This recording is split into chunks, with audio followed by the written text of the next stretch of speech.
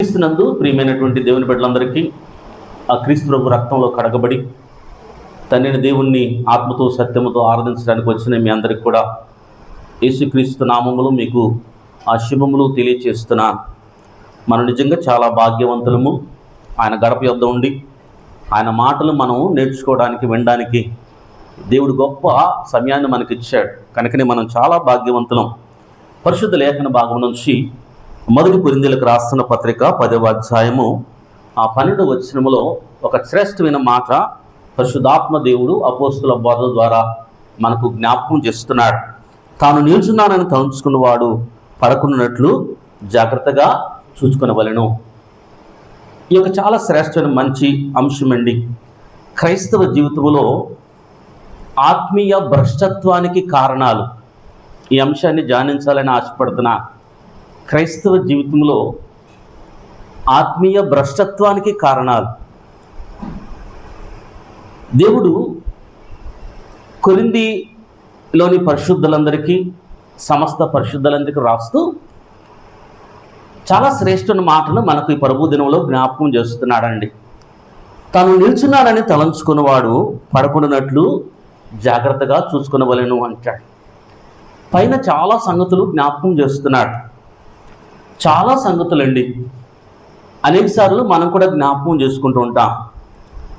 Israel ప్రజలు 400 సంవత్సరాలు ఐగుప్తులో బానిసత్వపు సుంకనాల మధ్య ఘోరమైనటువంటి బాధను అనుభవిస్తున్నప్పుడు దేవుడు వారి మొరను విని ఆ బానిసత్వపు సుంకనాలను పెంచి మోషే అహరోను నాయకత్వములో వారిని అరణ్య మార్గంలో నడిపిస్తాడు దేవుడండి.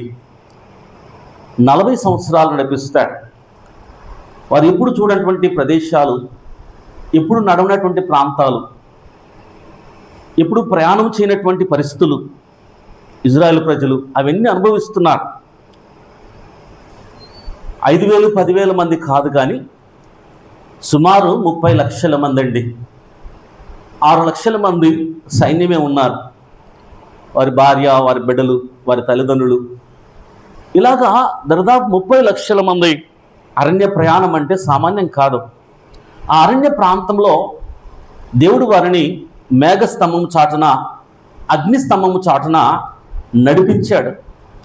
నడిపించేటప్పుడు ఈ మాటలు జ్ఞాపకం చేస్తున్నాడండి. వారందరూ కూడా మేఘములోనూ సముద్రంలోనూ బాప్తిసం పొందిరి. అందరూ ఆత్మ సంబంధమైన ఒకే ఆహారమును భుజించిరి. అందరూ కూడా ఆత్మసమైన ఆహారాన్ని, మన్నాను వారు భుజించారు. అందరూ ఆత్మ సంబంధం ఒకే పానం చేసిరి. వారు ఒకే ఆహారం తిన్నారు, ఒకే పానం చేశారు. అనగా అంత సంతోషంగా, ఆహ్లాదకరంగా దేవుడు వారి అక్కర్లన్నీ తీరుస్తూ నడిపిస్తున్నాడండి. ఆ నడిపిస్తున్నప్పుడు వారందరూ కూడా ఎక్కడికి వెళ్ళాలంటే పాలు తేనెలు ప్రవహించు కనాను దేశానికి వెళ్ళాలి. వారందరూ కూడా నడుస్తున్నారు, వారందరూ ప్రయాణమయ్యారు. అయితే వారందరూ కూడా చాలా అక్కడ బయలుదేరిన వారందరూ అండి. ఐగుప్తు నుంచి బయలుదేరిన వారందరిలో పాలు తేనెలు ప్రవహించు దేశమైనటువంటి కనానుకు ఎంతమంది చేరారంటే బయలుదేరిన వారిలో కేవలం 2 మాత్రమే చేరారు. మిగిలిన వారందరూ కూడా మార్గ మధ్యంలో నశించిపోయారండి. ఎందుకు నశించిపోయారు అంటే అక్కడ అంటాడండి, చూడండి ఏమంటాడంటే, అనేకులంట ఏలైనగా అయితే వారిలో ఎక్కువ మంది దేవునికి ఇష్టలు కాగా ఉండకపోయారు కనుక అరణ్యంలో సంహరించబడిరి అంటాడు. అనగా దేవునికి ఇష్టకరంగా వాళ్ళు లేరండి. బయలుదేరారు, వారు వెళ్ళాల్సిన చోటుకి వారు బయలుదేరి వెళ్ళాలి. అయితే మధ్యలో ఒరిగిపోయారు, పడిపోయారు, సంహరించబడ్డారు. కారణం ఏంటంటే దేవునికి ఇష్టలుగా వారు లేరు. ఒక కారణము జ్ఞాపకం చేస్తున్నాడండి. దేవునికి ఇష్టలుగా ఉండకపోయారు కనుక అరణ్యములో సంహరింపబడిరి. అంతేకాకుండా ఏమంటాడంటే, జనులు తాగుటకును కూర్చుండి ఆడుకుంటకు లేచిరని రాయబడిన వారిలో కొందరు వలె మీరు విగ్రహారాధికులై ఉండకుడి. వారిలో కొందరు విగ్రహారాధికులైనారంటే అండి. అనగా దేవునికి ఇష్టలు కాలేదు కొందరు ఏమయ్యారంటే విగ్రహార్థికులైనారు. అంతేకాకుండా మరియు వారి వలె మనం వ్యభిచరింపక ఎందుమో వారు ఇంకొక పాపం కూడా చేశారు, వ్యభిచార సంబంధమైన పాపము. కాబట్టి ఆ పాపమును బట్టి చాలా మంది రాలిపోయారు, పడిపోయారండి. ఇంకేమంటాడు, వారిలో కొందరు విభజించినందు ఒక్క దినమునందునే 23,000 మంది కూలిరి. కాబట్టి ఒక్కరోజే 23,000 మంది చనిపోయారు. అనగా ఇవన్నీ జ్ఞాపకం చేస్తున్నాడు. బయలుదేరడానికి అందరూ బయలుదేరారు. అయితే బయలుదేరిన వారందరూ కూడా గమ్యం చేరలేకపోయారు. దేవునికి ఇష్టలు కాక కొంతమంది సంహరించబడ్డారు. విగ్రహ సంబంధమైన పాపము చేసి కొంతమంది సంహరించబడ్డారు, చనిపోయారు, రాలిపోయారు. ఇంకొంతమంది వ్యభిచార సంబంధమైన పాపం చేసి రాలిపోయారు. దేవుని మీద ఎదురాడి దేవునికి వ్యతిరేకంగా మాట్లాడి చాలామంది కూడా ఆ యొక్క దేవుడు వాగ్దానం చేసిన వాగ్దత్త దేశానికి వెళ్ళలేకపోయారండి. అనగా చాలామంది యాత్రను ప్రారంభించారు, గమ్యానికి చేరలేకపోయారు. యాత్రను ప్రారంభించారు, గమ్యానికి వెళ్ళలేకపోయారండి. వారి పాపములు బట్టి అందరూ కూడా పడిపోయారు, దిగజారిపోయారు, తొట్టిల్లారు. వారి గమ్యము చేరలేకపోయారు. దేవుడు జ్ఞాపకం చేస్తున్నాడండి. అందుకే ఇవన్నీ చెబుతూ ఏమంటున్నాడంటే, ఆ సంగతులన్నీ యుగాంతమందున్న మనకు బుద్ధి కలుటకు ఇవన్నీ రాయబడ్డాయి. మీరైనా ఏం చేస్తారంటే, తాను నిల్చున్నానని తలంచుకొని వాడు పడిపోకున్నట్లు జాగ్రత్త పడండి అంటాడండి. వారు యాత్ర ప్రారంభించారు. యాత్ర ప్రారంభించి వారందరూ కూడా యాత్రను ముగించలేకపోయారు. క్రైస్తవ జీవితంలో క్రైస్తవ యాత్రను మనం ప్రారంభించామో, మనం ముగిస్తామా, పడిపోతామా? యాత్రను ముగిస్తామా, పడిపోతామా? నిలబడ్డావు, పడకుండా, జారిపోకుండా, త్రొట్టుల్లకుండా జాగ్రత్తగా ఉండాలంటాడండి. ఏ భేదం లేదు. అందరిలో పాపం చేసి దేవుడు అనుగ్రహించిన మహిమను మనం పొందలేనప్పుడు, ప్రతి మానవుని దేవుడు తన యొక్క పోలికతో, తన స్వరూపములో, తన యొక్క స్వహస్తాలతో ఆయన నరుని నిర్మించి, ఆయన ఊపిరిని, ఆయన ఆత్మను మనలో ఊది మనం జీవించే ఆత్మలుగా చేసి, తనకున్న స్వతంత్రాన్ని దేవుడు మనకిచ్చి, దేవునికి ఇష్టకరంగా తనతో పాటు యుగాలు జీవించమని దేవుడు మానవుణ్ణి నిర్మిస్తే, మానవుడు సాతాను మాట విని దేవుని ఉగ్రతకు పాత్రలయ్యాడండి. అందరూ పాపం చేశారు, నీతిమంతులు లేడు, ఒక్కడూ లేడంటాడు. అందరూ పాపం చేసి అయ్యో దేవుని యొక్క ఉగ్రతకు పాత్రలైనప్పుడు, దేవుడు తన సంకల్ప ప్రకారము జగత్తుకు పునాది ఏర్పడకొని ఆయన సంకల్పించాడు. క్రీస్తు ప్రభు బలియాగాన్ని అండి. జగత్తు పునాది ఏర్పడకొని ఆయన సంకల్పించాడు.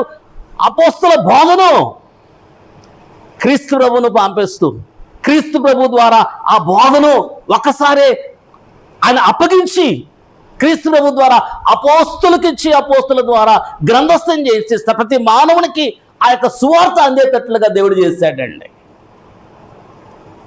సువార్త అంది ఎవరైతే ఆ సువార్త విని విశ్వాసం ఉంచి మారు మనసు పొంది యేసుక్రీస్తు దేవుని కుమారుని ఒప్పుకొని పాప క్షమాపణ ఎవరైతే బాప్తిసం తీసుకుంటారో వారందరూ రక్షించబడి ప్రభువునందు వారందరూ కూడా నిలబడ్డారు. క్రైస్తవులుగా వారు నిలబడ్డారు, దేవుడు నిలబెట్టాడు. ఈ క్రైస్తవ జీవితంలో మనందరిని దేవుడు నిలబెట్టాడు. ప్రభు రక్తంలో కడగబడిన మనందరం కూడా అండి. ఈరోజు అనేక మంది ప్రభు రక్తంలో కడగబడక మునుపు వారి వారి స్థితిని గమనించినట్లయితే, కొందరు పాపములో పొరలాడుతూ, పాపములో అనేక కుటుంబాలు దుర్భరమైన జీవితాన్ని జీవిస్తూ, ఆ పాపం వలన అనేకమైన కష్టాలు అనుభవిస్తున్నప్పుడు, కుటుంబ యజమాని పాపానికి దాసుడైనప్పుడు ఆ కుటుంబం ఎంత దౌర్భాగ్యంగా ఉంటుందండి, ఎంత దుర్భరంగా ఉంటుంది. అలాంటి పరిస్థితుల్లో దేవుని వాక్యాన్ని విని క్రీస్తువులను చేర్చబడి మనం నిలబడ్డాం. అనేక మంది కొన ఊపిరితో హాస్పిటల్లో బెడ్ మీద ఇంకా చనిపోతారనుకున్న సమయంలో ఆ రోగము నుంచి వారు విడిపించబడి క్రీస్తు ప్రభువులోనికి వారు పాపక్షం బాప్తిసం తీసుకొని మారు మనసు పొంది క్రీస్తువులోనికి వారు చేర్చబడి వారు నిలబెట్టాడు దేవుడు అండి. వారి స్థితి భయంకరం. రోగంతో పాపములతో మరణించాల్సినటువంటి వారిని దేవుడు ఏం చేశాడంటే నిలబెట్టాడు. ఆ రోగాన్ని తీసివేసి పాపాలను క్షమించి పరిశుద్ధమైన జీవితాన్ని ఇచ్చి అనేక మంది అప్పులతో బాధలు పడుతూ వేదనతో ఉన్నప్పుడు ఎవరు కనికరించినప్పుడు దేవుడు కనికరించి నీకు సువార్తను అందించి నీ స్థితిని మార్చి నీ బ్రతుకును మార్చి ఒక శ్రేష్టమైన జీవితాన్ని నీకు ఇచ్చి ప్రభు సంఘములో దేవుడు నిన్ను నిలబెట్టాడు. ఇలాగా అనేక మంది జీవితాలు మనం జ్ఞాపకం చేసుకుంటే మనం నిలబడడానికి ముందు మన పరిస్థితి ఎంత దౌర్భాగ్యంగా ఉండేది ఒకసారి ఆలోచన చేస్తే అండి. మన ప్రభులోకి రాకముందు మన పరిస్థితి ఎలా ఉందో ఒకసారి ఆలోచన చేస్తే ఎంత దౌర్భాగ్యమైన పరిస్థితి, ఎంత వేదనకరమైన పరిస్థితి. అనేక జీవితాలను మనం గమనించినట్లయితే వారి ప్రభులోకి రాకముందు వారి పరిస్థితి ఏంటి? పడిపోయిన స్థితి. ఒకవేళ అలాగ దేవుడు మనందరిని నిలబెట్టాడు. అలా నిలబడ్డ మనము ప్రతి నిత్యం కూడా ఎలా ఉండాలంటే పడకుండానట్లు జాగ్రత్తగా ఉండాలి. ఇజ్రాయేలు ప్రజలు సనిగి అనేక మంది నశించారు. ఇజ్రాయేలు ప్రజలు వ్యభిచార సంబంధ పాపము చేసి అనేక మంది నశించారు. ఇజ్రాయేలు ప్రజలు ఎదురాడి అనేక మంది నశించారు. నువ్వు పడిపోతావేమో జాగ్రత్త, నువ్వు కూడా నశిస్తావేమో జాగ్రత్త. నువ్వు పడకుండానట్లు ప్రతినిత్యము నువ్వు జారిపోకుండానట్లు నువ్వు తొట్టిల్లకుండానట్లు నువ్వు జాగ్రత్తగా ఉండాలండి. ఈరోజు అనేక మంది నిలబడ్డవారు జారిపోయిన వారిని ఎంతమందిని మనం చూస్తున్నాం, పడిపోయిన వారిని ఎంతమందిని చూస్తున్నాం, దేవుని యొక్క సన్నిధికి దూరమైన వారిని ఎంతమంది చూస్తున్నాం. చక్కగా ఆరాధన చేసేవారు, చక్కగా దేవుని సన్నిధికి వచ్చేవారు ఈరోజు దేవుని సన్నిధి నుంచి జారిపోయారు. ఈరోజు దేవుని సన్నిధి నుంచి పడిపోయారు, దేవునికి దూరం అయిపోయారు. కారణం ఏంటి? కడగబడిన పంది బురదలోకి వెళ్ళినట్లుగా ప్రభు రక్తంలో కడగబడి తిరిగి పాపములోనికి అనేక మందికి దిగజారిపోతున్నారు. కారణం జాగ్రత్తగా ఉండకపోబట్టండి. నిల్చున్నవాడు పడిపోకుండా జాగ్రత్తగా ఉండకపోబట్టి నువ్వు కడగబడినప్పటికీ ఒక పందిలాగా ఏమవుతుందంటే లోకములో మళ్ళా పాపంలోనికి వెళ్ళిపోతున్నారు. అయ్యా ఈ జీవితం వద్దురా బాబు అని ఆ యొక్క జీవితాన్ని కక్కేసి ఇక ఈ బ్రతుకొద్దు, ఈ భయంకర జీవితం వద్దని కక్కేసి ప్రభులోకి వచ్చిన వారు చాలామంది ఉన్నారు. తిరిగి కుక్క తన వాంతిని మళ్ళా తిన్నట్లుగా అదే జీవితంలోకి వెళ్ళిన వారు చాలామంది ఉంటున్నారండి. పడిపోయిన వారు చాలామందిని మనం చూస్తుంటాం. ప్రియమైన బిడ్డలారా, క్రైస్తవ జీవితంలో ఆత్మీయ భ్రష్టత్వం జరిగేదానికి ఆస్కారం ఉందండి. ఆత్మీయంగా భ్రష్టులు అయ్యేదానికి ఆస్కారం ఉంది. ఆత్మీయంగా దిగజారిపోవడానికి ఆస్కారం ఉంది. ఆత్మీయంగా పడిపోవడానికి ఆస్కారం ఉంది. ఆత్మీయంగా తొట్టిల్లడానికి ఆస్కారం ఉంది. జాగ్రత్త, నువ్వు పడిపోకున్నట్లు జాగ్రత్తగా ఉండాలి. అటు ఇజ్రాయేల్ ప్రజలను చూపిస్తున్నాడు, ఈరోజు అనేక మందిని చూపిస్తున్నాడు. నువ్వు నిలబడ్డావు, దేవుని స్తోత్రం. ఎలా ఉండాలంటే వెన్నెముక కలిగినటువంటి క్రైస్తవుడిగా నువ్వు ఉండాలి. వెన్నెముక కలిగినటువంటి జీవిగా నువ్వు ఉండాలి. వెన్నెముక కలిగిన ఏ జీవైనా నిటారుగా నిలబడుతుందండి. వెన్నెముక లేని ఏ జీవి కూడా నిలబడలేదు. ఎక్కడంటే అక్కడ ఒదిగిపోతుంది, ఎక్కడంటే అక్కడ అడ్జస్ట్ అయిపోతుందండి. అయితే ఏ ఎండకు ఆ గొడుగు పడుతూ, ఏ పరిస్థితికి ఆ పరిస్థితికి అనుకూలంగా మారిపోతూ వెన్నెముక లేని క్రైస్తవులుగా మనం ఉండకూడదని, దిగజారిపోకూడదని, దౌర్భాగ్యులుగా భ్రష్టులుగా ఉండకూడదని దేవుడు మనందరినీ హెచ్చరిక చేస్తున్నాడు. పడిపోయేదానికి ఆస్కారం ఉంది. నువ్వు ఎలా ఉండాలంటే నిలబడిన క్రైస్తవుడిగా ఉండాలి. హెజ్కేలు గ్రంథంలో ఎన్నిసార్లు నరపుత్రుడా నీవు చక్కగా నిలవు, ఎన్నిసార్లు అంటాడండి. నువ్వు చక్కగా నిలబడు. క్రైస్తవులో యేసు క్రీస్తునందు ఎలా ఉండాలంటే చక్కగా నిలబడాలి. వాక్యములో పరిశుద్ధాత్మదేవుడు అపోస్తల బోధ ద్వారా ఏమంటాడంటే నిన్ను దేవుని మహిమ ఎదుట నిలబెట్టుటకు యూదా రాసిన పత్రికలు అంటాడండి. మనలను దేవుని మహిమ ఎదుట ఆయన నిలబెట్టుటకు శక్తిమంతుడు. నువ్వు ఎక్కడ ఉండాలంటే దేవుని మహిమ ఎదుట నిలబడినటువంటి క్రైస్తవుడిగా ఉండాలి. జారిపోయిన క్రైస్తవుడిగా కాదండి, పరిపూర్ణ క్రైస్తవుడిగా కాదు. క్రైస్తవ జీవితంలో అనగా దేవుల్లో నుంచి పతనమైన జీవితము కాదండి మనం జీవించాల్సిందే. నిలబడినటువంటి క్రైస్తవులుగా ఉండాలని దేవుడు వాక్యం ద్వారా హెచ్చరిక చేస్తున్నాడు. ఈరోజు ఎంతమంది నిలబడి ఉన్నాం? మనం ఎంతమంది వాక్యాన్ని బాగా చదువుతున్నాం? బాగా చదివేవారు ఈరోజు చదవలేని స్థితిలో ఉన్నారు, పడిపోయిన స్థితిలో ఉంటున్నారు. రెగ్యులర్గా దేవుని సన్నిధికి వచ్చిన వారు దేవుని సన్నిధికి రాలేని భ్రష్ట జీవితంలో ఈరోజు ఉన్నారండి. బాగా పాటలు పాడేవారు ఈరోజు పాడలేని స్థితి, దిగజారిపోయారు. ఎందుకు మునుపట్లాగా ప్రార్థన చేయలేకపోతున్నావు? ఎందుకు మునుపట్లాగా దేవుని వాక్యం చదవలేకపోతున్నావు? ఎందుకు మునుపట్లాగా దేవుని సన్నిధికి రాలేకపోతున్నావు? ఎందుకు మునుపట్లాగా దేవుని పరిచర్యలో పాలిభాగస్తులు కాలేకపోతావు? ఎందుకు దిగజారిపోయావు? ఎందుకు పడిపోయావు? ఎందుకు జారిపోయావు? ఎందుకు తొట్టిల్లావు? ఈరోజు అనేక మంది అండి అంతకుముందు ఎప్పుడు చక్కని పాటలు పాడేవారు ఇప్పుడు పాటలు పాడలేకపోతున్నారు. ఎందుకు దిగజారిపోయారు? కారణం ఏంటి? ఎందుకు జారిపోయారు? కారణం ఏంటి? మునుపట్లాగా దేవుని పని చేయలేకపోవడానికి కారణం ఏంటి? మునుపట్లాగా దేవునికి సహకరించలేకపోవడానికి, దేవుని యొక్క పనికి సహకరించలేకపోవడానికి కారణం ఏంటి? దేవుడు మనందరినీ హెచ్చరిక చేస్తున్నాడండి. నిలబడినారని తలుచుకొని వాడు పడకుండా జాగ్రత్తగా ఉండాలి. అనేక మంది అరణ్యంలో రాలిపోయారు, అనేక మంది గమ్యస్థానం చేరలేకపోయారు. నువ్వు కూడా నీ యొక్క యాత్రా జీవితంలో నీ గమ్యస్థానము చేరాలి, పడిపోకూడదండి, రాలిపోకూడదు. మధ్యలో రాలిపోయేదానికి ఆస్కారం ఉంది. ఎందుకు ఇలాంటి పరిస్థితి? మన కారణం ఏంటి అని ఆలోచించేయాలి మనందరూ కూడా అండి. క్రైస్తవ జీవితంలో మనందరూ కూడా విశ్వాస భ్రష్టత్వానికి, భ్రష్టులయ్యేదానికి ఆస్కారం ఉంది కనుక చాలా జాగ్రత్తగా ఉండాలి. ఎప్పుడు జారిపోతామా, ఎప్పుడు పడిపోతామా, ఎప్పుడు సాతాను వలలో చిక్కుపోతామా. అందుకని ఇప్పుడు ప్రార్థన చేసేవారు ఆ ప్రార్థన చేసి ఈరోజు ఎక్కడ ఉంటున్నారంటే టీవీల ముందు సీరియళ్ళు చూసుకుంటున్నారు, దిగజారిపోయారు. ఎప్పుడు ప్రార్థనకు వచ్చేవారు టీవీల ముందు సీరియళ్ళు చూసుకుంటున్నారు, సెల్ ఫోన్లకు అడిక్ట్ అయిపోతున్నారు, దిగజారిపోతున్నారు, జారిపోతున్నారు. దేవుడు నిన్ను నిలబెట్టాడే, ఏ స్థితిలోంచి నిన్ను నిలబెట్టాడు, ఏ స్థితిలోంచి నిన్ను రక్షించాడు, ఎలాంటి పాప స్థితిలో నుంచి నిన్ను పైకి ఎత్తి ఒక ఉన్నతమైన స్థితిని దేవుడు నీకు ఇచ్చాడు. ఆ స్థితి ఏమైంది? ఓసారి మనందరూ కూడా ఆలోచన చేయాలండి.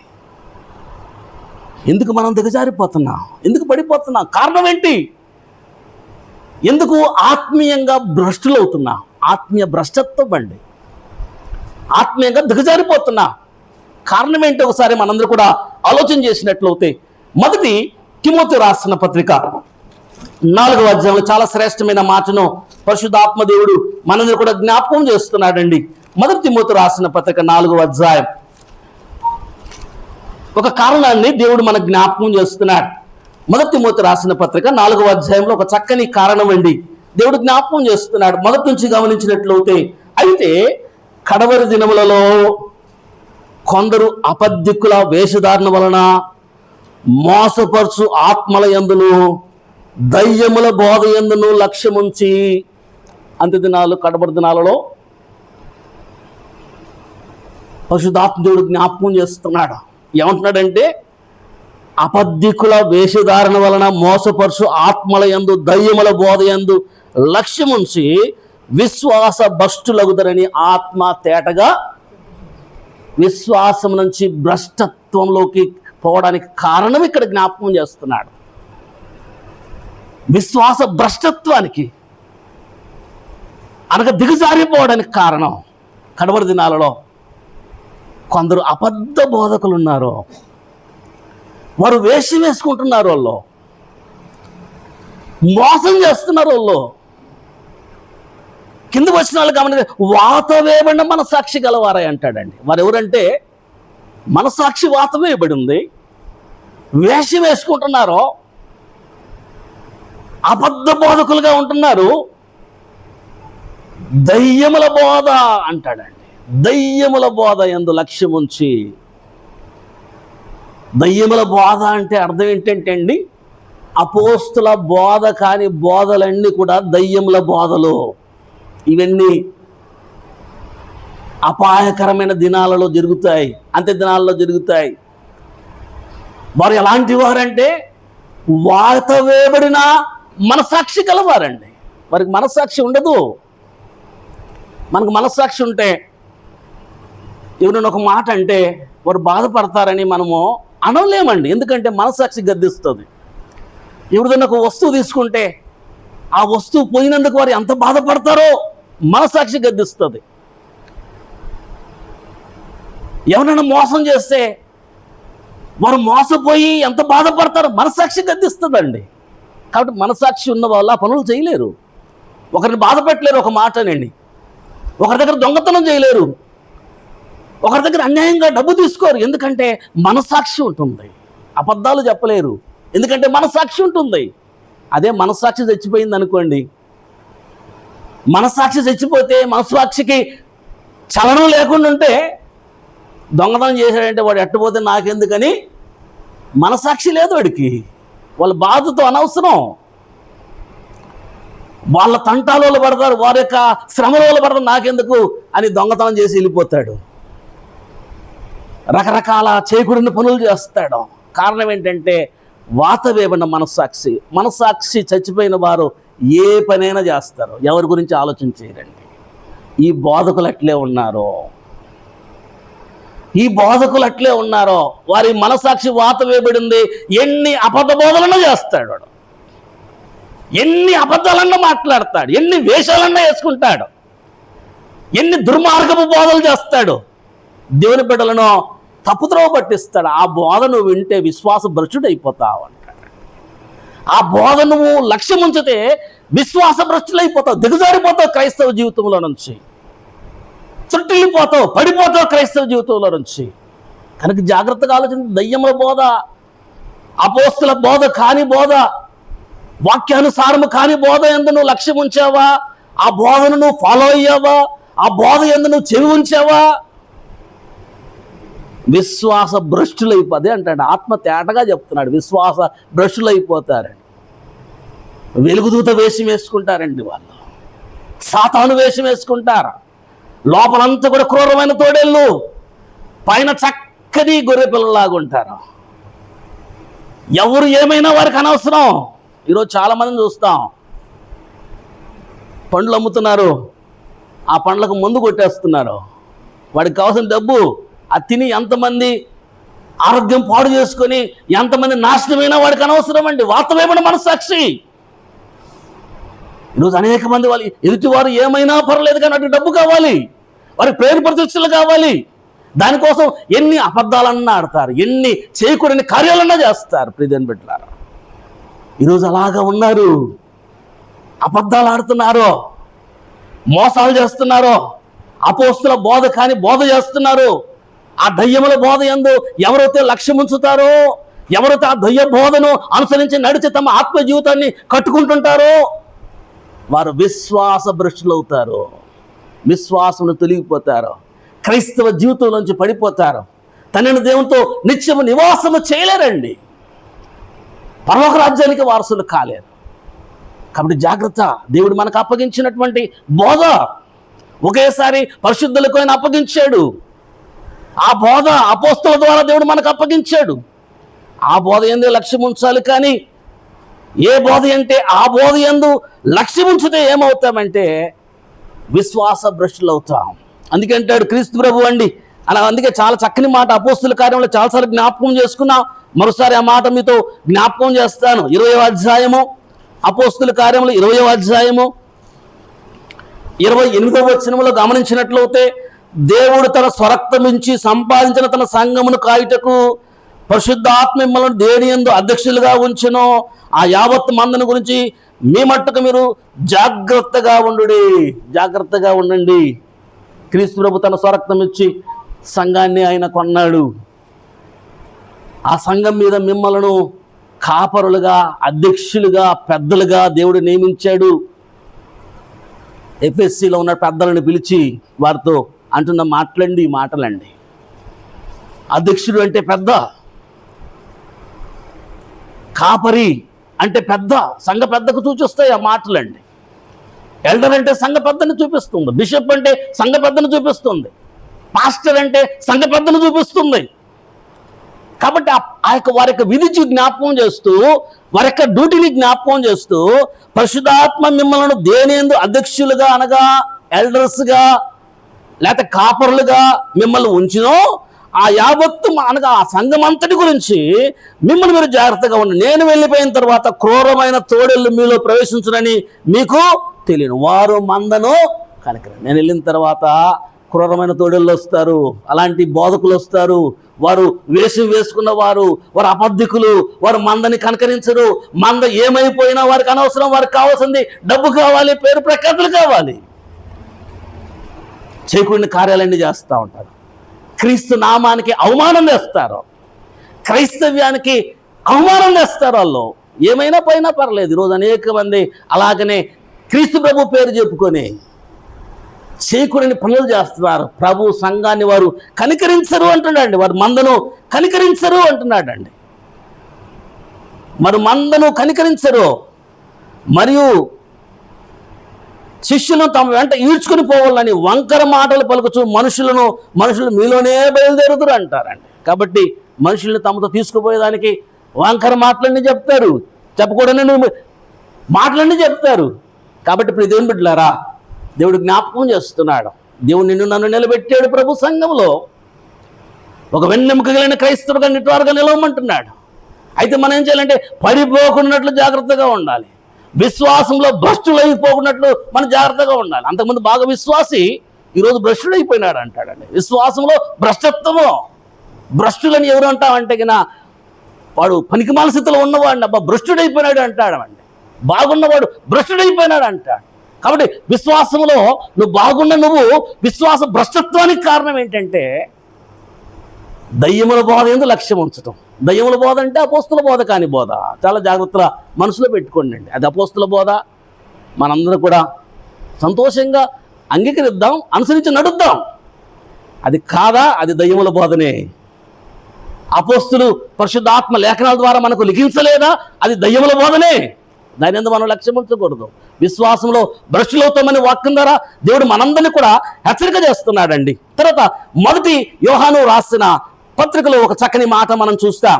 మొదటి యోహాను రాసిన పత్రిక 4వ అధ్యాయం చక్కని మాట పరిశుద్ధాత్మ దేవుడు జ్ఞాపకం చేస్తున్నాడండి. మొదటి యోహాను రాసిన పత్రిక 4వ అధ్యాయము మొదటి నుంచి మనం చదివినట్లయితే, ప్రియులారా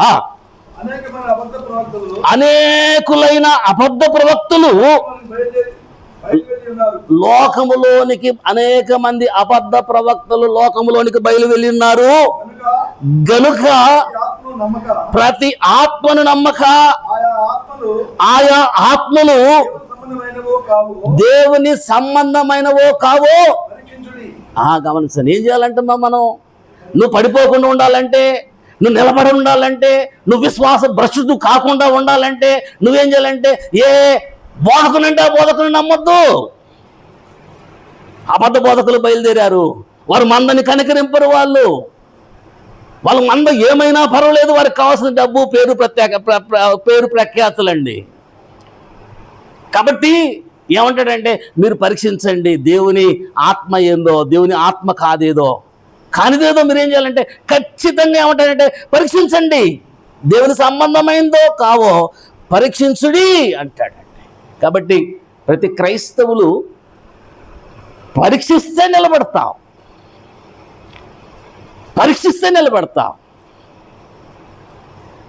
ఇప్పుడు ఒకరు వెళ్ళారని మనందరం వెళ్ళకూడదండి. ఎవరు చెప్పినా కూడా అది వాక్యానుసారమైందా కాదా పరీక్షించాలి.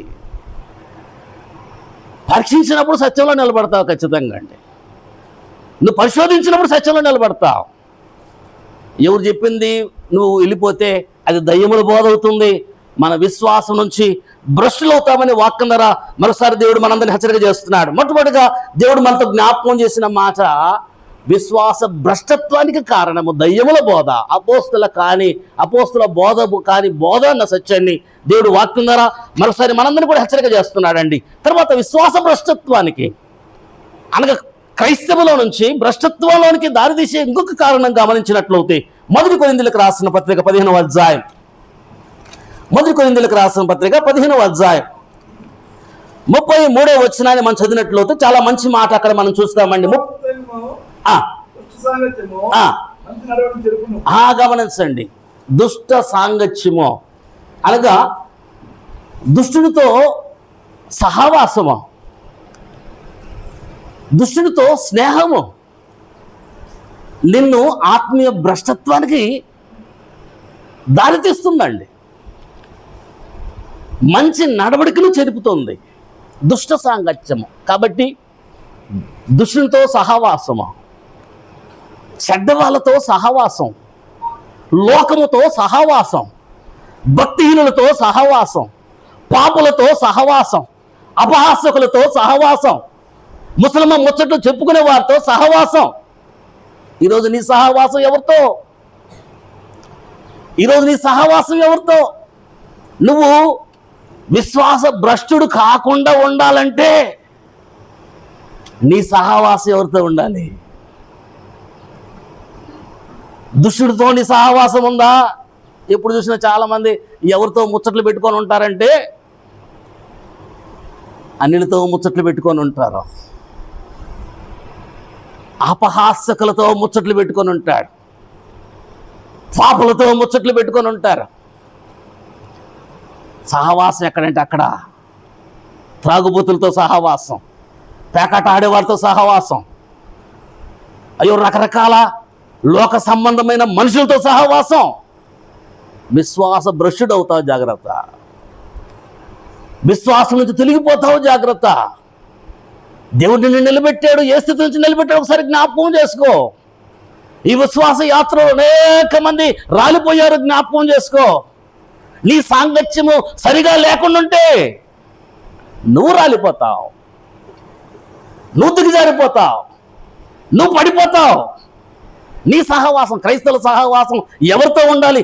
పరిశుద్ధాత్మ అపోస్తుల ద్వారా చక్కగా మనతో జ్ఞాపకం చేస్తున్నాడండి. మొదటి కొరింథీయులకు రాసిన పత్రిక 1వ అధ్యాయం, మొదటి కొరింథీయులకు రాసిన పత్రిక 1వ అధ్యాయం 9వ వచనం గమనించినట్లయితే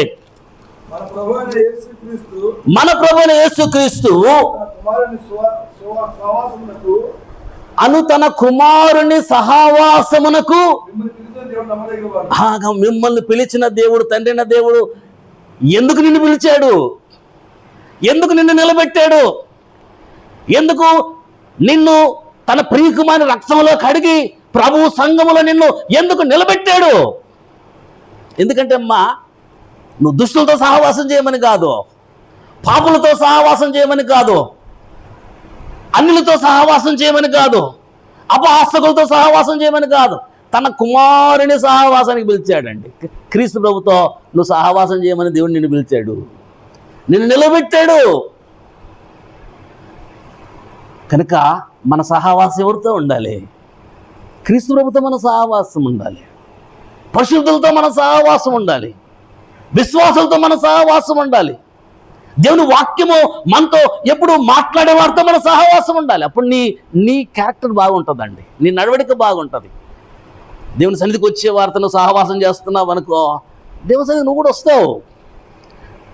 దేవుని వాక్యం చదివే వారితో నువ్వు సహవాసం చేస్తున్నావు అనుకో, నువ్వు కూడా దేవుని వాక్యం చదువుతావు. బాగా పాటలు పాడే వారితో సహవాసం చేస్తున్నావు అనుకో, నువ్వు కూడా చక్కగా పాడతావు.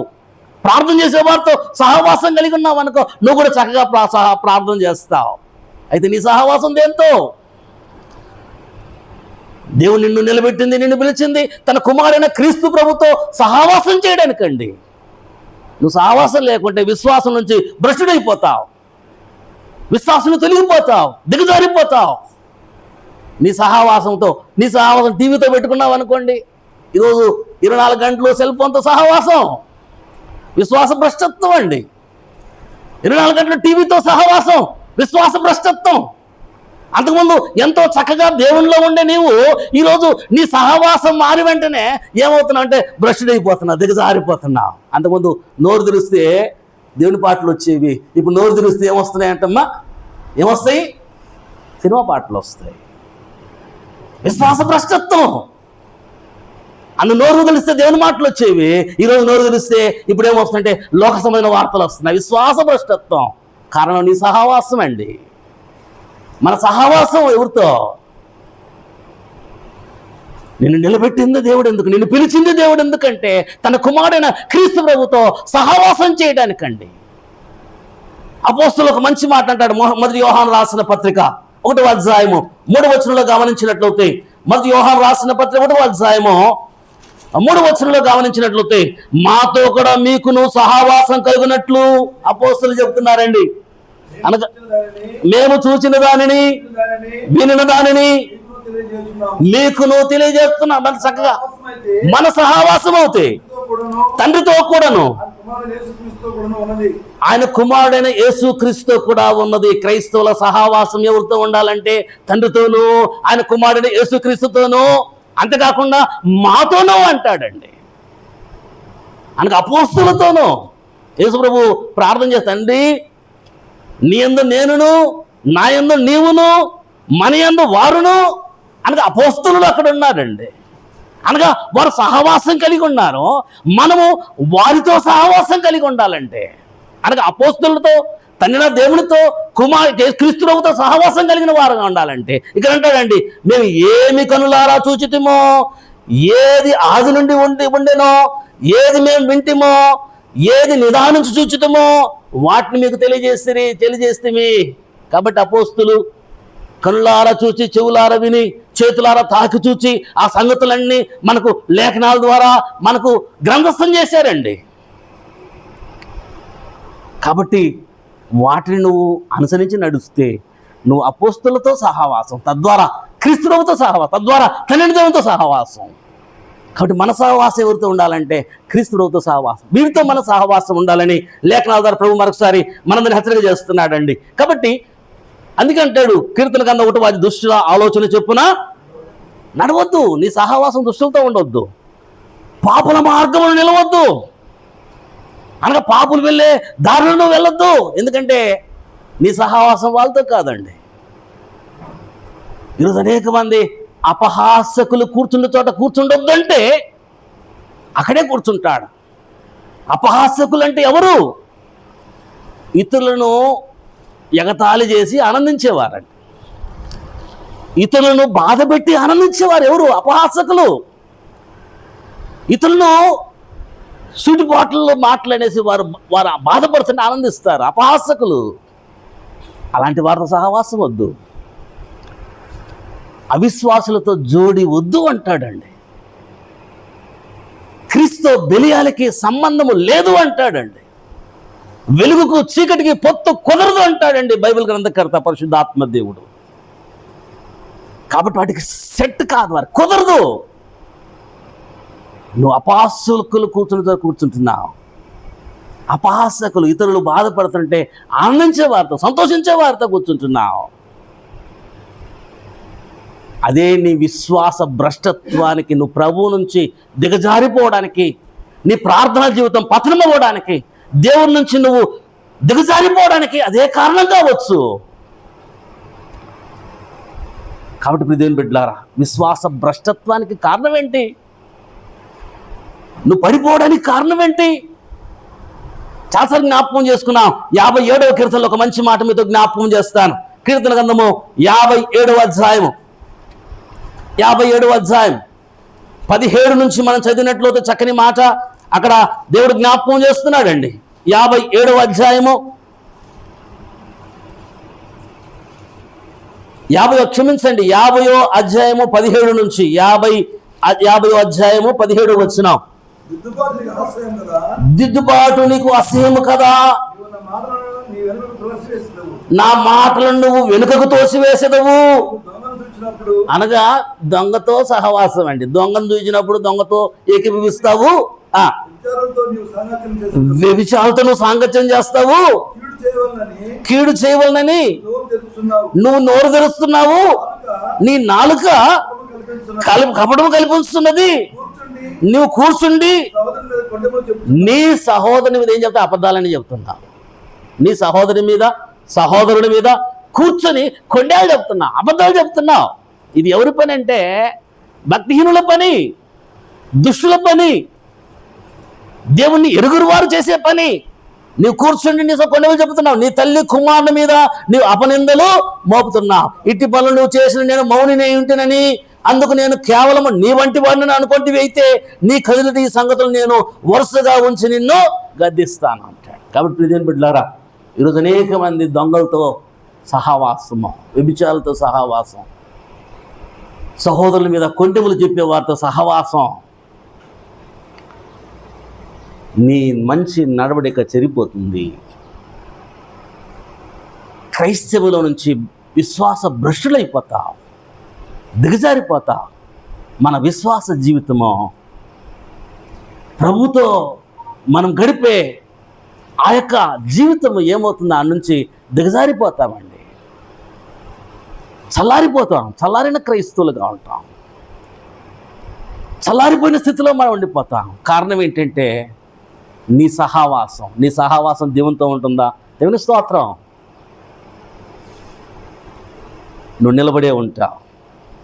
నీ సహవాసం ఎప్పుడైతే దుష్టులతో ఉంటుందో, అపహాసకులతో ఉంటుందో, పాపులతో ఉంటుందో, భక్తిహీనులతో ఉంటుందో, విశ్వాస భ్రష్టులైపోతాం. దేవుడు జ్ఞాపకం చేస్తున్నాడు. గమనించండి, అబద్ధ బోధలు ఏందనక దయ్యముల బోధ ఎందు నువ్వు లక్ష్యం ఉంచితే విశ్వాస భ్రష్టులైపోతావు. దేవుడు వాక్యం ద్వారా మనతో మాట్లాడుతున్నాడు. రెండోదిగా మాట్లాడుతున్నాడు, నీ సహవాసం, దుష్టులతో నీ సహవాసం ఉంటే నువ్వేమవుతాంటే విశ్వాస భ్రష్టులైపోతావు. దేవుడు డైరెక్ట్గా మాట్లాడుతున్నాడు. కాబట్టి మన సహవాసం ఎవరితో ఒకసారి జ్ఞాపకం చేసుకుంటున్నా, మనం ఎవరితో కూర్చుంటున్నా, ఎవరితో మాట్లాడుతున్నా, ఎవరితో మనము స్నేహం చేస్తున్నా, ఎవరితో మనము గడుపుతున్నా, ఒకసారి దేవుడు వాక్యం ద్వారా మనందరికీ హెచ్చరిక చేస్తున్నాడండి. మూడవ సంగతి మరొకసారి మనం జ్ఞాపకం చేసుకుందాం. మూడవ సంగతిలో చాలా కారణాలు మనకు కనిపిస్తాయి. రెండవ తిమోతిలో రాసిన పత్రిక 3వ అధ్యాయం, అపోస్తలుడైన పౌలు తిమోతికి వ్రాసిన 2వ పత్రిక 3వ అధ్యాయం మొదటి నుంచి మనం చదివినట్లయితే చాలా శ్రేష్టమైన మాటలు అక్కడ దేవుడు జ్ఞాపకం చేస్తాడండి. ప్రియులారా,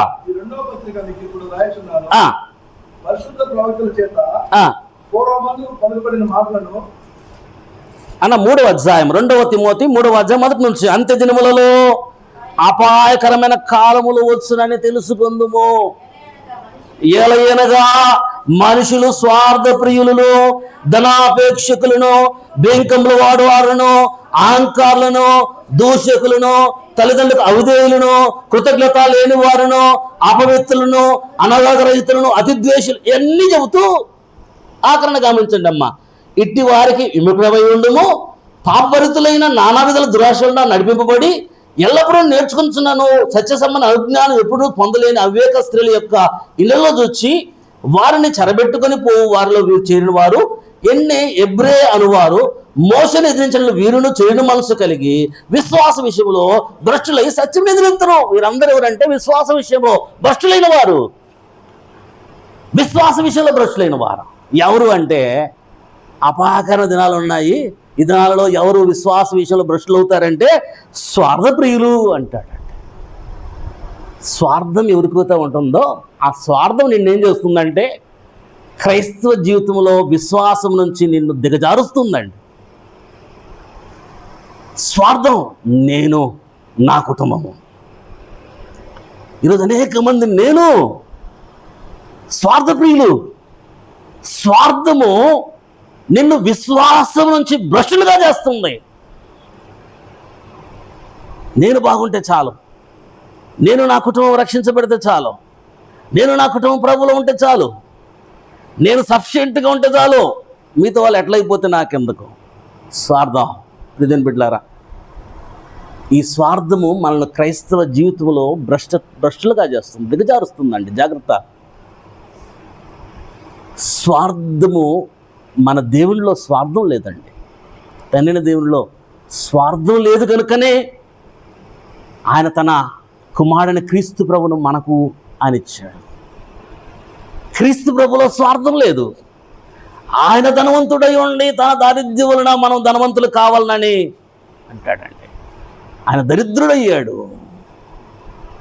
స్వార్థం లేదండి. నేను ధనవంతుడు కంటే నాకు చాలు అని లేదండి. నిన్ను ధనవంతుడు చేయడానికి ఆయన దరిద్రుడయ్యాడు. క్రీస్తు ప్రభులో స్వార్థం లేదు. తండ్రి దేవుల్లో స్వార్థం లేదు. మనలో స్వార్థం ఉండకూడదు. ఎప్పుడైతే స్వార్థం ఉందా, నేనే అనే స్వార్థం ఎప్పుడైతే ఉంటుందో క్రైస్తవ జీవితంలో మనం దిగజారిపోతాం. దేవుళ్ళలో నుంచి దిగజారిపోతాం. విశ్వాసంలోంచి భ్రష్టులు అయిపోతాం. కనుక దేవుని బిడ్డలారా, ఈరోజు అనేక మంది దేవుడు చాలా చక్కగా దీవించి ఆశీర్వదిస్తే, దేవుని పని చేయాల్సింది పోనిచ్చి, దేవుని పనికి సహకరించాల్సింది పోనిచ్చి వారే లగ్జరీగా జీవితాన్ని గడిపేవారు అనేక మంది మనం చూస్తామండి. స్వార్థప్రియులు. ఆ స్వార్థము మనల్ని ఆత్మీయ జీవితంలోంచి దిగజారుస్తుంది. క్రీస్తు ప్రభు స్వార్థము లేని వాడిగా మనం చూస్తున్నాం. తన యొక్క శరీరాన్ని అంతా మన కొరకు సమర్పించున్నాడండి, రిక్తుడిగా చేసుకున్నాడు. కాబట్టి స్వార్థప్రియులు ఇవన్నీ చాలా ఉన్నాయండి. ధనాపేక్ష, బింకములో వారు అనగా తల్లిదండ్రులకు అవిధేయులు, కృతజ్ఞత లేని వారు. ఇవన్నీ లక్షణాలన్నీ ఏం చేస్తాయంటే మనలను ఆత్మీయ జీవితం నుంచి దిగజారుస్తాయి. నువ్వు కృతజ్ఞత లేదా, క్రైస్తవునిగా నువ్వు దిగజారిపోతావు. తల్లిదండ్రులకు నువ్వు అవిధేయులుగా ఉన్నావా? ఈరోజు అనేక మంది తల్లిదండ్రుల మాట వినటం లేదండి. తల్లిదండ్రులతో బతిమలాడించుకుంటా అనగా దీర్ఘాయుష్మతున్నట్లు నీ తల్లిని తండ్రిని సన్మానించు. దేవుని వాక్యం చెబుతుంది, సన్మానించవలసిన తండ్రిని గౌరవించాల్సిన తల్లిదండ్రిని మనం బాధలు పెడుతూ వారిని బతిమాలించుకుంటే మన ఆయుష్ క్షీణించిపోతుంది. నువ్వు ప్రత్యుపకారం చేయాలి తల్లిదండ్రులకి, దేవుడు జ్ఞాపకం చేస్తున్నాడు. కాబట్టి ఇప్పుడైతే అది మర్చిపోతామో ఏమవుతామంటే మనము ఆత్మీయంగా దిగజారిపోతాం. భ్రష్టత్వానికి దారి చేస్తాయి పరిస్థితులు. విశ్వాస భ్రష్టులు అవుతామని లేఖనం ద్వారా మనందరూ కూడా హెచ్చరిక చేస్తున్నాడండి. ఆఖరిని ఏమంటాడంటే అండి, ఒక మాట మీతో జ్ఞాపకం చేస్తానండి. ఆయన ఏమంటాడంటే ఇంకొక లక్షణం గమనించినట్లయితే, పైకి 5వ వచనం, పైకి భక్తి గలవారి వలె ఉండి దాని శక్తిని ఆశ్రయించని వారు. పైకి భక్తి వేషం వేసుకుంటాం, అయితే భక్తి యొక్క శక్తి ఉండదండి. అలాంటి స్థితి ఏం చేస్తుందంటే మనల్ని మనమే మోసం చేసుకుంటూ విశ్వాస భ్రష్టులు అవుతాం. కాబట్టి భక్తి అనే వేషం, భక్తి ఉన్నట్టుగా నటించడం, దేవుని ఎంత భయభక్తున్నట్టు నటించడం, ఆ నటన ఎప్పుడైతే ఉంటుందో విశ్వాసం నుంచి దిగజారిపోతాం. నువ్వు రియల్గా ఉండు, నీ భక్తి రియల్గా ఉంచు. నీ భక్తి ఏందో రియల్గా అంటే నిజమైన భక్తి, నిజమైన భయమో, యథార్థమైనటువంటి జీవితమో. నటించడం కాదు, భక్తి ఉన్నట్లుగా నటించడం. ఆ నటన ఏం చేస్తుందంటే ఒకానొక దిన గతిస్తుంది. ఆ నటన మన క్రైస్తవ జీవితాన్ని దిగజారుస్తుందండి. కాబట్టి నటించొద్దు. పైకి భక్తి గల వారి వలె ఉండి దాని శక్తిని ఆశ్రయించిన వారై ఇటు వారికి విపణము అని చెబుతూ 4వ వచనంలో దేవుని కంటే సుఖానుభవమును ఎక్కువగా ప్రేమించేవారు. దేవుని కంటే, ఈ మాట అందరం అండర్లైన్ చేసుకుందామండి. మన విశ్వాస భ్రష్టులవడానికి కారణము క్రైస్తవ జీవితంలో దేవుని నుంచి దూరమైపోయి చల్లారిపోవడానికి కారణము దేవుని కంటే సుఖానుభవమును ఎక్కువగా ఇష్టపడేవారంటే. దేవుడా, నీ సుఖమా, నీ పతనానికి, నీ ఆత్మీయ పతనానికి కారణము ఇదేమో ఒకసారి మనం పరీక్షించుకోవాలండి. మన ఆత్మీయ పతనానికి దేవునికి ఇచ్చే ప్రాముఖ్యత కన్నా మన సుఖానికి ఇచ్చే ప్రాముఖ్యత, అది విశ్వాస భ్రష్టులు చేస్తుంది అంటాడండి. చిన్న చిన్న విషయాలలో మనము ఏం చేస్తామంటే విశ్వాస భ్రష్టులు అయిపోతాం. చిన్న చిన్న విషయాలలో దేవుని సన్నిధికి మనం రావాలి, దేవుని సన్నిధికి మనం రావాలి. వర్షం వచ్చేసింది అనుకోండి, ఆరాధనకు వర్షం వచ్చింది అనుకోండి, ఏం చేస్తామమ్మా? చాలామంది వర్షం వచ్చింది మానేస్తాం. అనగా దేవుని కంటే నీ శరీరానికి ఎక్కువ ప్రాముఖ్యత ఇస్తున్నావు. ఈరోజు అనేక మంది దేవుని కంటే సుఖాన్ని ఇష్టపడుతున్నారు. ఆరాధన సమయము, ఆరాధన అంటే మనందరం అనుకుంటామండి, సామాన్యం అనుకుంటాం. ఆరాధన అనేది ఆదివారం మనం చర్చికి వెళ్ళాలా, ఒక సాంప్రదాయం ప్రకారం జరిగిపోయింది అనుకుంటాం. కాదండి, ఆరాధన అంటే ఇది చాలా గొప్ప కార్యం అండి. మనం ఎందుకు దేవుని సన్నిధికి వస్తున్నామంటే మహోన్నతుడైన దేవుణ్ణి దర్శించడానికి వస్తున్నాం. మహోన్నతుడైన దేవుణ్ణి, అద్వితీయ సత్య దేవుడు ఆయన, సర్వ సృష్టికి ఆధారభూతుడు ఆయన, సర్వ సృష్టికర్త ఆయన, పరిశుద్ధులలో పరిశుద్ధుడు ఆయన, మహోన్నతమైన స్థలములలో నివసించువాడు ఆయనండి. అలాంటి గొప్ప దేవుని ఆరాధించడానికి నేను వస్తున్నా, ఊరికే కాదండి. అలాంటి గొప్ప దేవుణ్ణి ఆరాధించడానికి వస్తున్నాం. ఆదివారం వస్తున్నామంటే టైంపాస్ కోసం కాదు ప్రియ దేవుని బిడ్డలారా. అలాంటి దేవుణ్ణి, మహా గరుడేటువంటి దేవుణ్ణి ఆరాధించడానికి వస్తున్నాం. క్రీస్తు ప్రభువు తండ్రి దేవునికి మనం ఆరాధన చేయడానికి వస్తున్నాం. ఎలా రావాలి? అలాంటి ఆరాధనను నీ సుఖం కోసం అలాంటి ఆరాధన నిర్లక్ష్యం చేస్తావా? చిన్న చిన్న విషయాలకు దేవుని దర్శించడం మానేస్తావా? దేవుని ఆరాధించడం మానేస్తావా? దేవునికి ఆత్మ సంబంధన బలులు అర్పించడం మానేస్తామా? ఒకసారి ఆలోచించేద్దామండి. బైబిల్ క్లాస్ ఉంది, లేకపోతే వాక్యం ఉందంటే దానికన్నా వేరే వాటికి ఎక్కువ ప్రాముఖ్యత ఇస్తారు. చూసారా? దేవుని కంటే వంట కాలేదు, దేవుని సన్నిధి దగ్గర కొట్టేస్తా అనగా దేవుణ్ణి నువ్వు ప్రేమిస్తున్నావా, వంటని ప్రేమిస్తున్నావా? ఒకసారి ఆలోచించేయండి. నువ్వు దర్శించడానికి వచ్చింది మహోన్నతుని దేవుణ్ణి అండి. చిన్న వాటికి దేవుణ్ణి ఆరాధించడం మానొద్దండి. దేవుని కంటే నువ్వు ఎక్కువ దేనికి ప్రాముఖ్యత ఇస్తున్నావో విశ్వాస భ్రష్టత్వము అక్కడే ప్రారంభమవుతుందండి. అక్కడే నువ్వు క్రైస్తవునిగా దిగజారి దేవునికి దూరం అయిపోతున్నావు.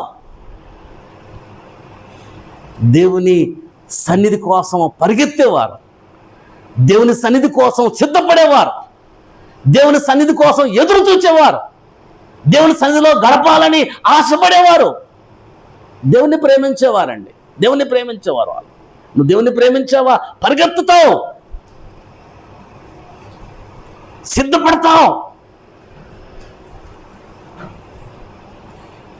డబ్బు వస్తుందంటే దేవుని కన్నా డబ్బుని ఆశపడేవారు ఎంతమంది అండి. ఒకరోజు కూలి వస్తుందంటే ఆరాధన ఎగరగొట్టేస్తాం అనగా దేవుని కన్నా ఆ కూలీ డబ్బులకి ఆశపడుతున్నాం. దేవుని కన్నా డ్యూటీ, దేవుని కన్నా దేవుని బిడ్డలారా ఇలా చెప్పుకుంటూ చాలా ఉన్నాయి. నువ్వు దేవుని కన్నా ఎక్కువ దేన్ని ప్రేమిస్తా? నిజంగా మనందరికీ ఒక చక్కని ఉదాహరణ అబ్రహాం గారు అండి.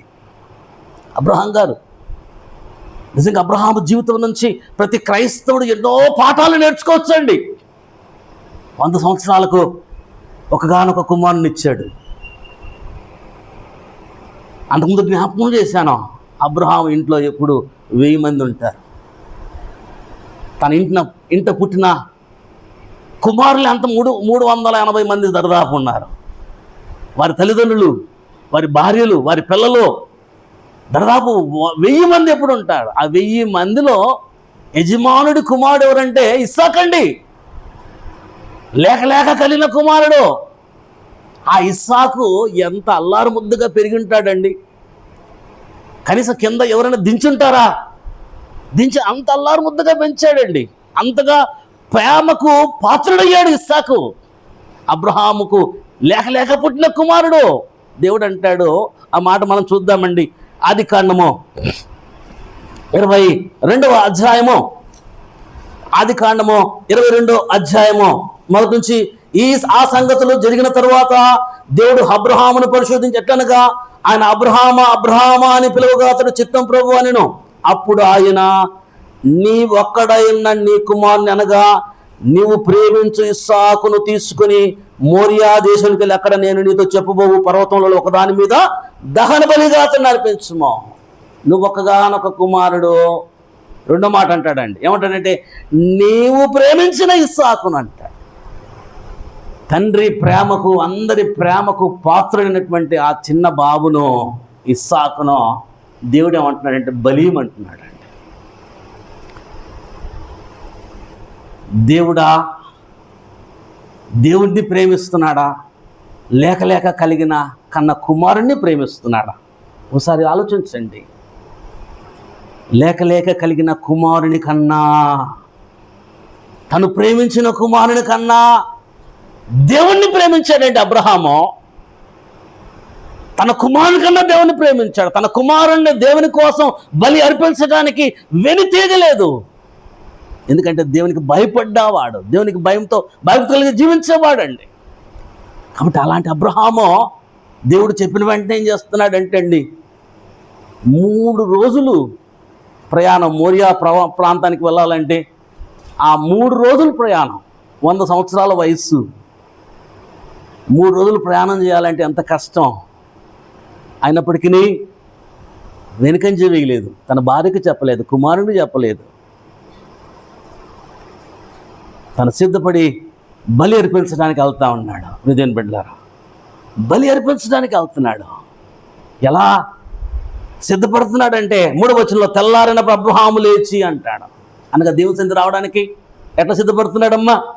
దేవుని ప్రేమించాడు కనుక, తన కుమారుని కన్నా దేవుణ్ణి ఎక్కువగా ప్రేమించాడు కనుక అబ్రహాం ఎప్పుడు లేస్తున్నాడమ్మా? ఎప్పుడు లేస్తున్నాడు? తెల్లవారినప్పుడే. అనగా తెల్లవారిన దేవుని సన్నిధికి వెళ్ళడానికి సమయాన్ని పాటిస్తున్నాడండి. ఇప్పుడు వెళ్తే కానీ 3 రోజులకు ఎంత దూరం అండి? ఈరోజంటే మనకు అన్ని వాహనాలు ఉన్నాయి, ఆ కాలంలో వాహనాలు లేవు. అయినప్పటికీ 3 రోజులు నడుచుకుంటూ గాడిదను, కుమారుణ్ణి, పనివారిని తీసుకొని, కట్టెలు తీసుకొని ఆయన 3 రోజులు ప్రయాణం చేశాడు. పర్వతం ఎక్కడమంటే సామాన్యం కాదు, ఎంత గస వస్తుందండి. అయితే దేవుణ్ణి బలి అర్పించడానికి వెళ్తున్నాడు ప్రియమైన బిడ్డలారా. కాబట్టి అబ్రహాము ఎంత సమయాన్ని పాటిస్తున్నాడు. బైబిల్ అందులో అబ్రహాం గురించి జ్ఞాపకం చేస్తూ చాలాసార్లు తెల్లవారినప్పుడు అంటాడండి. 4-5 చోట్ల మనకు కనిపిస్తుంది ఆదికాండంలో. తెల్లవారినప్పుడు అంటాడు. కాబట్టి దేవుని బిడ్డలారా, దేవుని సన్నిధికి రావడానికి, మహోన్నతుని దర్శించడానికి, మహోన్నతమైన దేవుని నివాస స్థలానికి వెళ్ళడానికి ఏం చేయాలంటే ఆయన్ని ప్రేమించి ఆయన సన్నిధికి రావాలి. ఆయన కంటే ఎక్కువగా దేనిని ప్రేమించకూడదు. దేవుని కంటే సుఖానుభవాన్ని కోరేవాళ్ళు ఎంతమంది ప్రియదేవుని బిడ్డలారా? ఒకసారి మనందరూ కూడా ఆలోచించేద్దాం. కాబట్టి దేవుడు వాక్యం ద్వారా హెచ్చరిక చేస్తున్నాడు. తర్వాత తాను సిద్ధపరచుకుంటున్నాడు. 1000 మంది దరిదాపు ఇంట్లో ఉన్నారు. అక్కడ ఏమంటారు గమనించండి. తన గాడిదకు తెల్లవారిన అబ్రహాము లేచి తన గాడిదకు గంత కట్టి, ఎవరు కడుతున్నారమ్మ గంత? ఆయన సిద్ధపడుతున్నాడు. తానే గాడిదకు గంతలు పనివారికి చెప్తే గాడిదను సిద్ధం చేయమంటే చేస్తారండి. అయితే దేవుని సన్నిధికి వెళ్ళడానికి తను సిద్ధపడుతున్నాడు. ఇంకేమంటాడు?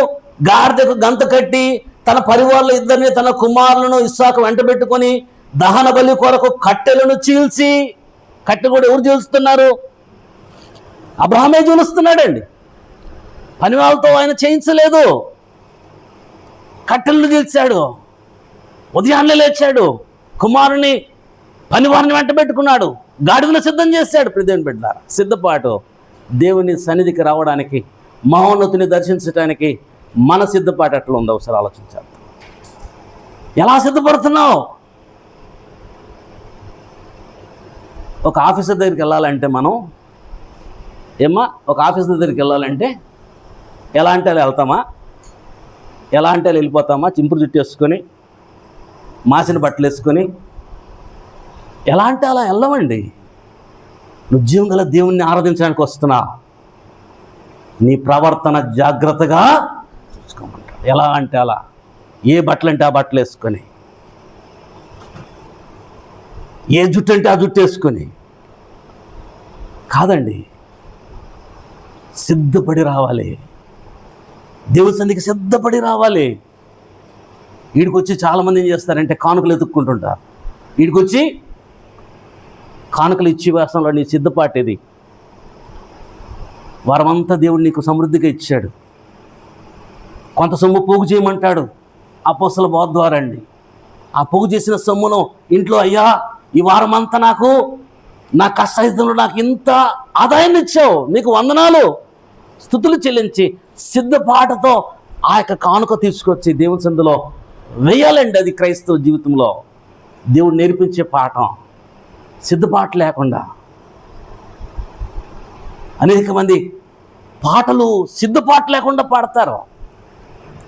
వాక్యం చెప్పమంటే చాలామంది సిద్ధపాటు లేకుండా వస్తారు. దేవుని కొరకు నీ సిద్ధపాటు ఏది? వచ్చిడ చాలామందిని గమనించండి, ఏదంటే చెప్తుంటారు. వాక్యం కొరకు సిద్ధపడాలి, పాటల కొరకు సిద్ధపడాలి, కానుకలు ఇచ్చేదానికి సిద్ధపడాలి. దేవుని వాక్యాన్ని మన హృదయంలో భద్రపరచుకోవడానికి మన మన మా యొక్క హృదయాన్ని మంచి నేలగా సిద్ధపరచుకొని దేవుని సన్నిధికి రావాలండి. ఎట్లంటే ఎట్లా రావడం. కనుక దేవుని బిడ్డలారా, సిద్ధపడి సమయానికి రావడం. మనం ఆషామాషి కాదు. ఒక ఎమ్మెల్యే ఇంటికి మనం వెళ్తున్నామంటే, లేదా ఒక ఆఫీసర్ ఇంటికి వెళ్తాం, ఎంత సిద్ధపడి వెళ్తాం, ఎంత టయానికి వెళ్తాం. అయితే మహామహుడైనటువంటి దేవుణ్ణి ఆరాధించడానికి వచ్చిన నువ్వు ఎలా రావాలి? ఓసారి మనందరూ కూడా ఆలోచించాలని ప్రభు వాక్యం ద్వారా హెచ్చరిక చేస్తున్నాడండి. అనాలోచితంగా దేవుని సన్నిధికి రావద్దు. టైంపాస్ కోసం దేవుని సన్నిధికి రావద్దు. ఆచారంగా దేవుని సన్నిధికి రావద్దు. తండ్రి దేవుని నన్ను ఆరాధించాలి. అబ్రహాము అక్కడికి వెళ్ళి బలి అర్పించాలి. ఎంత దూరమైనా సమయానికి వెళ్ళడానికి ప్రయత్నం చేస్తున్నాడు. ఎంత దూరమైనా ప్రయత్నం చేస్తున్నాడు. చాలామంది మనం దూరం అవుతే రామండి. దూరం అవుతే, చీకటి అవుతే రాము దేవుని సన్నిధికి. ప్రియమైన బిడ్డలారా, అబ్రహాము ఒక మోడల్. 3 దినాలు ప్రయాణం చేసి బలి అర్పించడానికి వెళ్ళాడు. ప్రియమైన బిడ్డలారా, కనుక మన జీవితాలలో దేవుణ్ణి ఆరాధించడానికి, తండ్రిని దేవుని దేవుని సన్నిధికి వస్తున్నా. ఆరాధన వచ్చినప్పుడు దేవుని ప్రేమించేవారుగా ఉండాలి, కానీ దేవుని కంటే సుఖానుభవాన్ని ప్రేమించేవారుగా ఉండకూడదు. దేవునికి ప్రాముఖ్యత ఇస్తావా, నువ్వు నిలబడి ఉంటావు. దేవుని కంటే వేరే వాటికి ఎక్కువ ప్రాముఖ్యత ఇస్తావా? ఆరాధన పెట్టుకొని మనం చాలామంది రకరకాల పనులు చేస్తారు. దేవుని కంటే అంటున్నాడండి, వాటికి ప్రాముఖ్యత ఇస్తున్నావు.